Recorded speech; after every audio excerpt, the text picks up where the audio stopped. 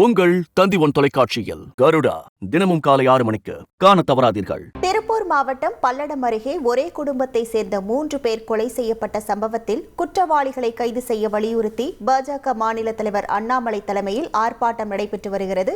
இதில் அண்ணாமலை பேசி வருகிறார். அதனை பார்க்கலாம். நடந்த பிறகு கண்டுபிடிக்க சுத்தமா முடியல.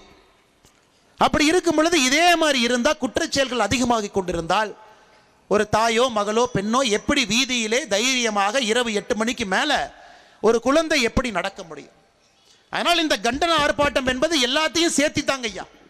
ஏதோ கண்டன ஆர்ப்பாட்டம் போட்டாங்க, மற்ற கட்சியை போல திமுக திட்டினாங்க, கிளம்பிட்டாங்க. அது கிடையாது.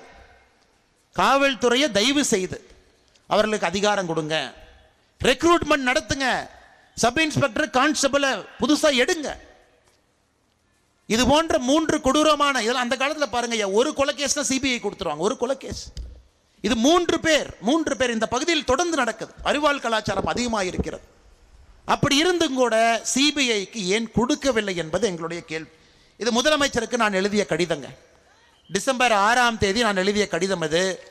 இந்த கடிதத்தில் எங்கேயுமே பார்த்தீங்கன்னா அரசியல் கிடையாதுங்க ஐயா. முதலமைச்சர் அவர்களே, தமிழகத்தில் நீங்கள் ஆட்சிக்கு வந்த பிறகு உங்கள் முதல் ஆண்டில் பெண்களுக்கு குழந்தைகளுக்கு எதிரான குற்றம் 8.65% அதிகமாக இருக்கு. அதெல்லாம் நான் எழுதவே இல்லைங்க. அதெல்லாம் சொன்னா அரசியல் என்றுவாங்க. நீங்கள் வந்த பிறகு திமுகவை சார்ந்த நபர்கள் மட்டுமே 125 பெரும் குற்றத்தில் ஈடுபட்டிருக்கின்றார்கள்.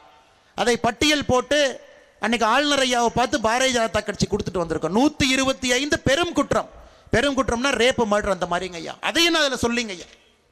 மக்களுக்காக தயவு செஞ்சு சிபிஐ கொடுங்க. அவங்க வரட்டும். அவர்கள் வேலையை இது போன்ற ஒரு குற்றச்செயலை கண்டுபிடிப்பது அவங்க வேலை.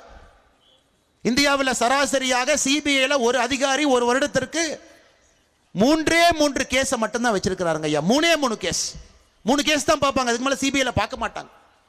அதனால தான் சிபிஐல ஒரு கேஸ் போச்சுன்னா அதை பிடிப்பதற்கான கன்விக்ஷன் ரேட் 65%. தமிழ்நாடு போலீஸினுடைய கன்விக்ஷன் ரேட் 26%. பந்தோபஸ்தும் பண்ணணும், கிராமத்துக்கும் போகணும், ரோந்தும் போகணும், முதலமைச்சர் வந்தால் கை கட்டி நிற்கணும், ஆர்ப்பாட்டத்துக்கு பர்மிஷன் கொடுக்கணும், வாகனங்கள் செல்லும் பொழுது அவர்களுக்கும் இந்த இடைவெளியை ஏற்படுத்தி கொடுக்க வேண்டும். ஆனால் எங்களுடைய கோபம் காவல்துறையின் மீது கிடையாதுங்க ஐயா. காவல்துறையினுடைய கையை கட்டி போட்டு விட்டு வேலை செய்ய என்றால் செய்ய முடியாது. அதனால் மறுபடியும் இந்த பொதுக்கூட்டத்தின் மூலமாக, இந்த கண்டன ஆர்ப்பாட்டத்தின் கூட்டம் மூலமாக பொதுமக்கள் நீங்கள் எல்லோரும் எங்களோடு இணைய வேண்டும் என்பதற்காகத்தான் பொங்கலூர் ஒன்றியத்தில் கொடுவாயில நாம் இந்த கூட்டத்தை வைத்திருக்கின்றோம். பொதுமக்கள் நீங்க வரணும்.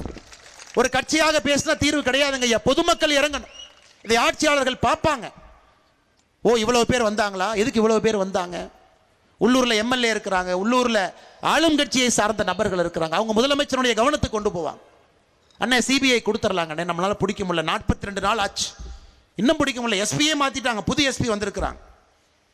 அதனால் என்னுடைய அன்பான வேண்டுகோள் இங்க இருக்கக்கூடிய எல்லா பொதுமக்களுக்கும், நான் என்னுடைய உரையை முடித்த பிறகு பாரதிய ஜனதா கட்சியினுடைய இந்த பகுதியினுடைய தலைவராக இருக்கக்கூடிய அண்ணன் செந்தில்வேல் அவர்கள் உங்ககிட்ட ஒரு கையெழுத்து இயக்கத்தை ஆரம்பிப்பாருங்க ஐயா.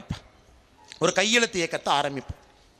நமக்கு பொங்கலூர் ஒன்றியத்தில் 50,000 பொதுமக்களுடைய கையெழுத்து நமக்கு வேண்டும். 50,000 பொதுமக்களுடைய கையெழுத்து. ஒரு வீடாக, ஒரு கடையாக. நீங்க திமுக இருங்க, உங்க வீட்டுக்கு நாங்க வருவோம். நீங்க மாற்றுக் கட்சியில் இருங்க, உங்க வீட்டுக்கு நாங்க வர்றோம். திருப்பூர் மாவட்டம் பல்லடம் அருகே பாஜக மாநில தலைவர் அண்ணாமலை தலைமையில் ஆர்ப்பாட்டம் நடைபெற்று வருகிறது. இதில் அண்ணாமலை பேசி வந்தார். அந்த காட்சியை நாம் பார்த்தோம். உங்கள் தந்தி ஒன் தொலைக்காட்சியில் கருடா தினமும் காலை 6 மணிக்கு காண தவறாதீர்கள்.